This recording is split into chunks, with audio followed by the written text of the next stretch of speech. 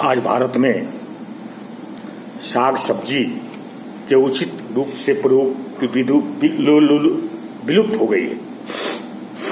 सभी पत्तों वाले साग में लगभग सभी विटामिन और खनिज लवण पाए जाते हैं जो शरीर की जीवनी शक्ति को तथा सहन शक्ति को पर्याप्त मात्रा में स्थिर रखने का कार्य करते हैं। यह मल को बाहर निकालने में भी बड़े सहायक सिद्ध होते हैं, इसलिए इसका सेवन प्रतिदिन भोजन के साथ किया जाना चाहिए। इसके सेवन की सबसे उत्तम विधि कच्चा ही खाने में, उबालने या पकाने से इसके अंदर का विटामिन सी समाप्त हो जाता है। खनिज लवण के अतिरिक्त इसमें रफेज भी होता है जो पाचन में सहायक होता है। ये पत्तों वाले साग भारत के प्रत्येक स्थानों पर मौसम के अनुसार पूरे साल मिल सकते हैं। इन सागों को प्रतिदिन बदल बदल कर खाना चाहिए।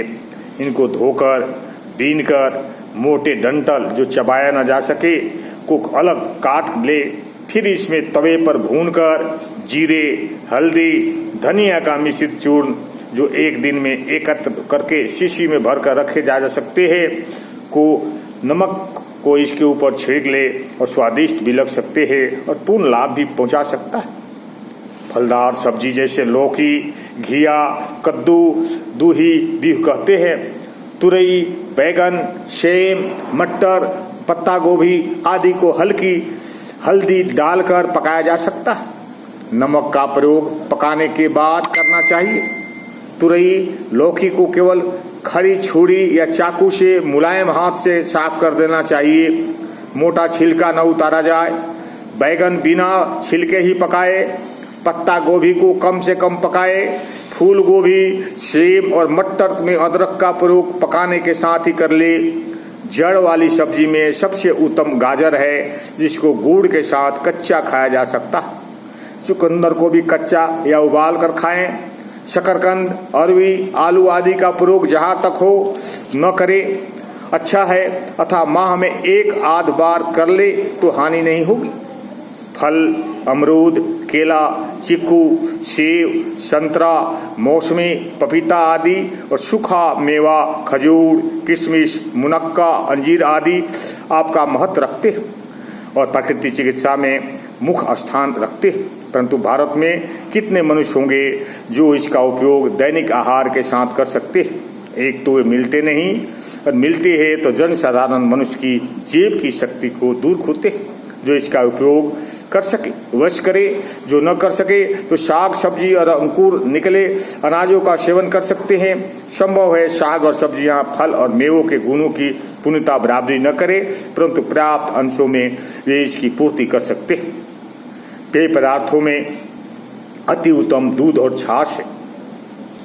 यदि छाछ उपलब्ध न हो तो दही का छाछ बनाया जा सकता है। यदि दूध महंगा मिले या उपलब्ध न हो सके तो मक्खन या क्रीम निकाला दूध भी जो सस्ता होता है उतना ही गुणकारी होता है, केवल उसमें चिकनाई की मात्रा न्यून रह जाती है। बकरी और गाय का दूध अति उत्तम है। भैंस का दूध कुछ पानी मिलाकर उपयोग किया जा सकता है।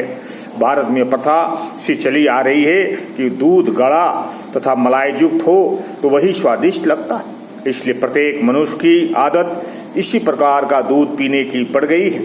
इस प्रकार का दूध हानिकारक होता है, उस पर यह कि रात में सोते समय दूध पीने का रिवाज हो गया है जो इसके लिए हानि पहुंचाने की दुर्गंधों को और बढ़ा देता है। दूध को उसी समय छान कर पी ले जिस समय निकला हो, अथवा केवल एक उबाल वाले पर तुरंत उतार कर पी ले।